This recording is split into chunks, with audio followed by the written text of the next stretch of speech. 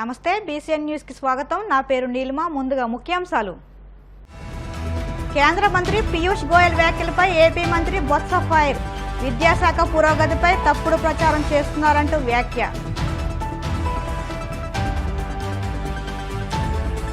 పెనుమంట్ర మండలంలో మాజీ మంత్రి రంగనాథరాజు ఎన్నికల ప్రచారం. వచ్చే ఎన్నికల్లో వైసీపీ విజయానికి సహకరించాలంటూ ఓటర్లకు విజ్ఞప్తి.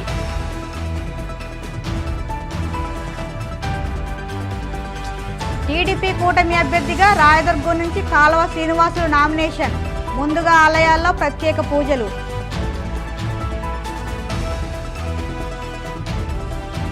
భీమవరం 2 టౌన్లో కూటమి ఎన్నికల తాత్కాలిక శిబిరం ప్రారంభం. ఏ సమస్య వచ్చినా తెలియజేయాలంటూ కార్యకర్తలకు అంజుబాబు పిలుపు. మంత్రి పదవుల్లో ఉన్నవాళ్లు చాలా జాగ్రత్తగా మాట్లాడాలని, మాట్లాడే ప్రతి మాటకు నిబద్ధత ఉండాలని ఏపీ విద్యాశాఖ మంత్రి బొత్స సత్యనారాయణ అన్నారు. ఏపీ పరిస్థితులపై కేంద్ర మంత్రి పీయూష్ గోయల్ చేసిన వ్యాఖ్యలను శుక్రవారం మీడియా ముఖంగా మంత్రి బొత్స ఖండించారు. కేంద్ర మంత్రి వ్యాఖ్యలు సరికాదని, పీయూష్ గోయల్ ఏది పడితే అది మాట్లాడుతున్నారని అన్నారు. విద్యాశాఖపై వస్తున్న కథనాలు నిరూపించాలి. నిజం లేదు కనుకే తప్పుడు కథనాలు ప్రచారం చేస్తున్నారని బొత్స కౌంటర్ ఇచ్చారు. కొన్ని పత్రికల్లో దురుద్దేశంతో తప్పుడు కథనాలు రాసి ప్రజలను నమ్మించాలని చూస్తున్నాయి. ప్రభుత్వ పాఠశాలల్లో రికార్డు శాతం ఫలితాలు వచ్చాయని, ఎక్కడా చిన్నపాటి పొరపాటు కూడా లేకుండా పరీక్షలు నిర్వహించినట్టు తెలిపారు. అప్పట్లో రైల్వే మంత్రిగా ఉండి పీయూష్ గోయల్ ఎందుకు రైల్వే జోన్ ఇవ్వలేకపోయారని ప్రశ్నించారు. ఇక్కడ రైల్వే జోన్ ఏర్పాటు చేయాలనేది విభజన చట్టం వచ్చిన తర్వాత 2014లోనే ఆ డిస్కషన్ జరిగింది. ఒప్పందం కూడా జరిగింది, అగ్రిమెంట్ కూడా సైన్ చేశారు. 2014 నుంచి 19 వరకు గోయల్ గారు ఎవరు ముఖ్యమంత్రి రాష్ట్రానికి? చేతకాని దద్దమ్మల ముఖ్యమంత్రి గారిని మీరు కుటుంబంలో ఉండి మీరందరూ ఉండి మామయ్య ఎంత రాస్తారంటే ఇలాగా 19లో మా ప్రభుత్వం వచ్చిన తర్వాత మళ్ళీ దాని మీద ఎవరైతే అక్కడ కొంతమంది హక్కుదారులు మేము హక్కు మాకు ఉంది, మాకు ఇక్కడ డిఫామ్ పట్టాలు ఇచ్చారు, లేదా ఇంకో పట్టాలు ఆక్యుపేషన్ ఉందని ఎవరైతే చెప్పుకొస్తున్నారో వాళ్ళందరినీ వికెట్ చేయించి రైల్వే వాళ్ళు జీవీఎంసీ వాళ్ళు కలిపి జాయింట్ ఇన్స్పెక్షన్ చేసి కూడా చేసి వాళ్ళకి వచ్చి ల్యాండ్ అప్ చెప్పాం ఈ సంవత్సరంలో. ఇది వాస్తవం కాదా? అధికారులు కూడా మాలో ఒక రైల్వే అధికారులు ఒక 5 అధికారులు, మా జిఎంసీ ఒక 5 అధికారులు, రైల్వే సైడ్ వచ్చి 5 జిఎంసీ 2 పేరుతో సహా. ఇంకో దానికి ఇచ్చిన జిఎంసీ కమిషనరు ఇక్కడ డిఆర్ఎంకి వచ్చి హ్యాండ్ ఓవర్ చేసుకుని ఇచ్చిన లెటరు. ఇవన్నీ మీకు షేర్ చేస్తాను, మీరు చూసుకోండి. ఎందుకు ఇంత పచ్చి అబద్ధాలు ఆడలేక మా మధ్యలో వచ్చి బాగా వాయించదు బ్రహ్మాండంగా ఆడేదని నేను చెప్పడానికి. ఆ రోజు రైల్వే మంత్రి కదా, మీ కూటమిలోనే కదా 14లో వచ్చారు. సేమ్ కూటమి 14లో కూడా కూటమే కదా. మరి అప్పుడు నీ కూటమిలోనే ముఖ్యమంత్రి కదా చంద్రబాబు నాయుడు. ఎందుకు నువ్వు రైల్వే మంత్రిగా చేయలేకపోవు? ఎందుకు మళ్ళీ వచ్చి ఈరోజు వచ్చి పెద్ద కబుర్లు పెద్ద మాటలు దేనికోసం? నిజంగా నీకు రాష్ట్రం మీద అభిమానం ఉంటే, మీకు ఈ ప్రజల పట్ల మొక్క ఉంటే, ఈ ప్రాంత అభివృద్ధి పట్ల మీకు ఏమైనా ఏసమంతేనా మీకు సదాభిప్రాయం ఉండి చేయాలని తపనుంటే, ఏదో నేను కేంద్ర మంత్రిని వచ్చి మాట్లాడితే అది చెల్లుతుంది.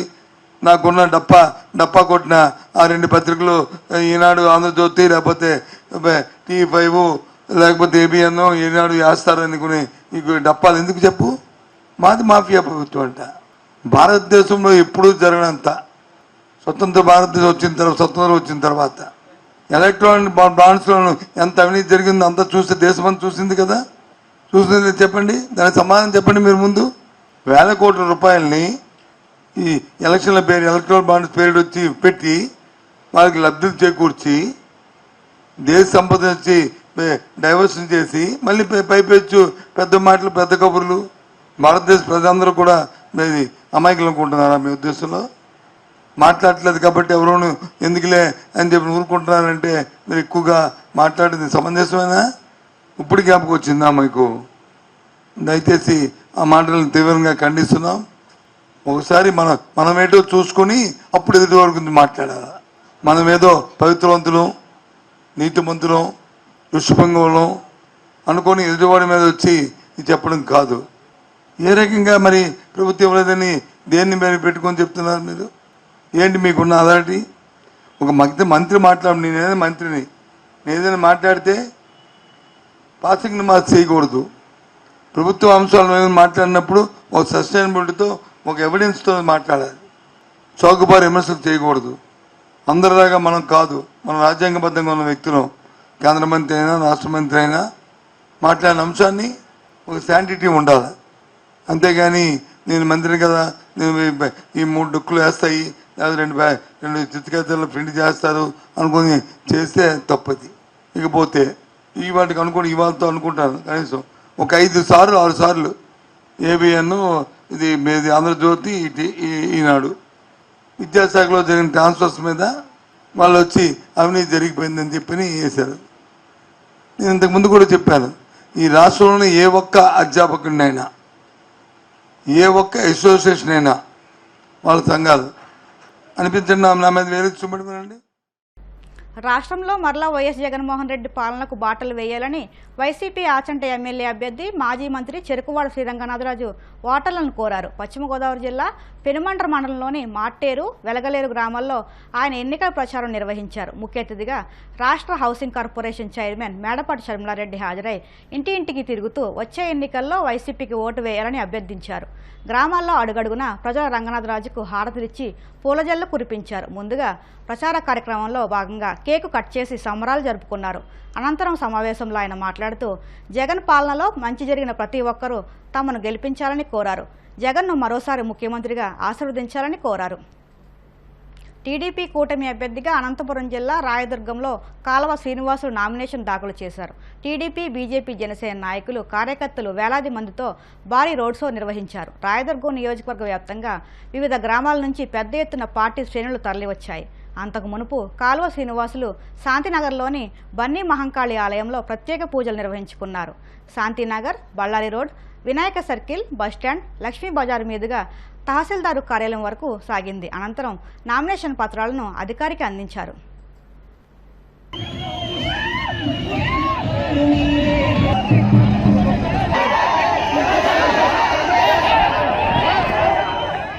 రాజకీయ చరిత్రలో కనీ వెని ఎరగని రీతిలో ప్రజల మధ్యన రోడ్ షోగా వచ్చి రిటర్నింగ్ అధికారికి నా నామినేషన్ పత్రాలను దాఖలు చేశా.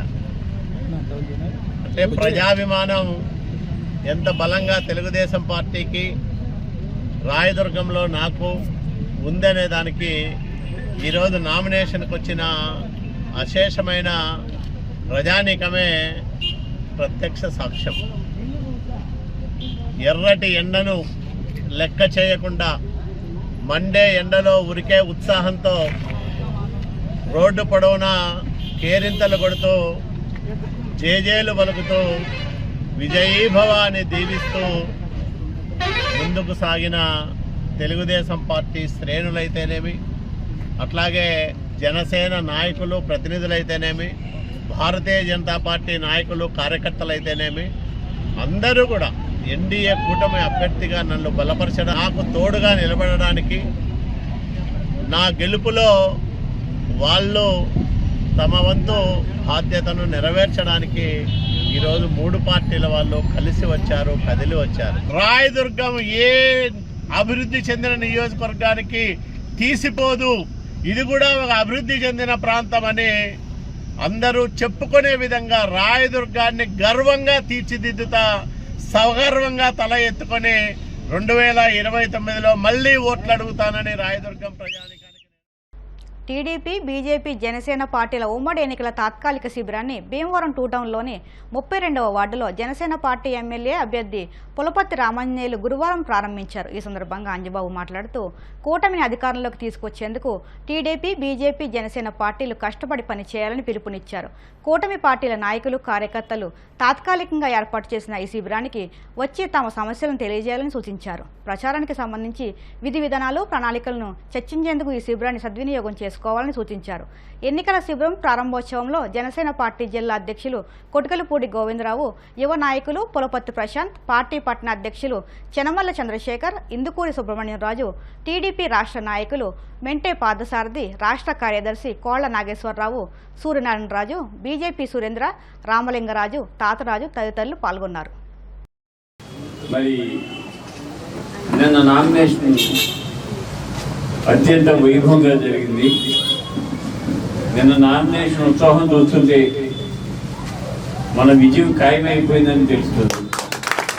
ఎందుకంటే ఒక్క పిలుపుతోటి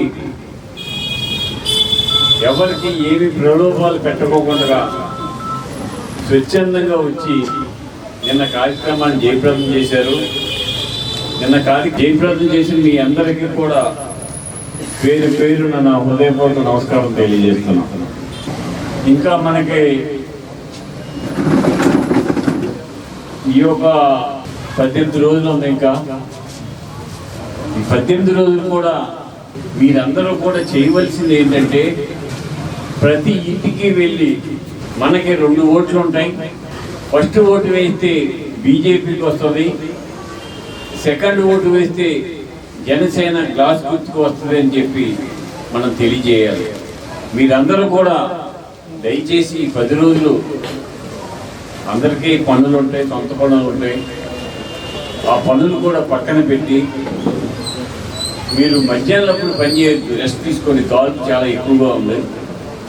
సాయంత్రం 5 గంటలకు బయలుదేరి డోర్ టు డోర్ తిరిగి మన పాంప్లెట్ ఇచ్చి మనం చేసే సంక్షేమ పథకాలు, మనం చేసే అభివృద్ధి ప్రజలకు తెలియజేయండి.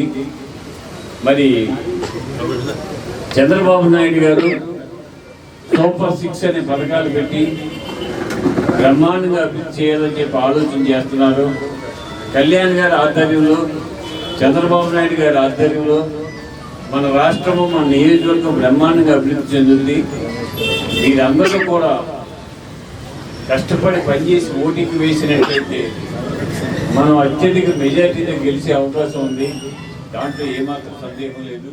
మే 13 ఎందుకు జరగబోతుంది కాబట్టి ఆ 2 వరకు కూడా మరి మనంతా కూడా శ్రమించి ఈ కూటమి అభ్యర్థులు మనం గెలిపించుకోవాల్సిన బాధ్యత మన పార్టీ నాయకులు, కార్యకర్తలు ఉంది. కాబట్టి ఈ 11 వార్డులో ఉన్నటువంటి తెలుగుదేశం పార్టీ నాయకులు కానీ, బీజేపీ నాయకులు కానీ, జనసేన నాయకులు కానీ, వివిధ పార్టీలు అనుకోకుండా ముగ్గురు కలిపి ఒకటి ఎన్డీఏ పార్టీ అనే భావంతో ఒకరు ఎక్కువ ఒకరు తక్కువ మనసులో ఏమి పెట్టుకోకుండా ఒకవేళ సమాజం కొంచెం ఆలస్యం వచ్చినా ఏది వచ్చినా కూడా మన సొంత ఇంటి కార్యక్రమంగా భావించి ఈ 11 వార్డులో ఉన్నటువంటి నాయకులందరూ కూడా ఇక్కడ వస్తున్నారు కాబట్టి ఇక్కడ రానిటువంటి వాళ్ళు కూడా అందరికీ కౌలు చేసి ఈ కార్యక్రమాన్ని ప్రతి వార్డుని 13వ తారీఖు జరిగిన ఎన్నికల్లో ప్రతి వార్డును మనం తీసుకెళ్లి ఓటు మనకు అనుకూలంగా వేయించుకునే విధంగా ప్రతి ఒక్కరు కృషి చేస్తారని చెప్పి రాబోయే ఈ 13వ తారీఖు విజయంలో మన ఘనంగా సాధించి మంచి అత్యధికమైన విద్యార్థులు గెలుపొందాలని చెప్పి మనం అందరూ కూడా కృషి చేయాలని చెప్పి రేపు రానున్న రోజుల్లో